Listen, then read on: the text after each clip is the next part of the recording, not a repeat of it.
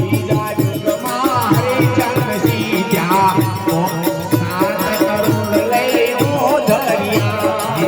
બીજા યુગમાં હરિચંદ સીધ્યા 7 કરોડ લઈ ઓધાર્યા બીજા યુગમાં હરિચંદ સીધ્યા હરે 7 કરોડ લઈ ઓધર્યા બીજા યુગમાં હરિચંદ સીધ્યા 7 કરોડ લઈ ઓધાર્યા હે સતને કારણે તુનરે જોડા પછી ઘર ભર્યા પાણી સતને કારણે તણે તાળા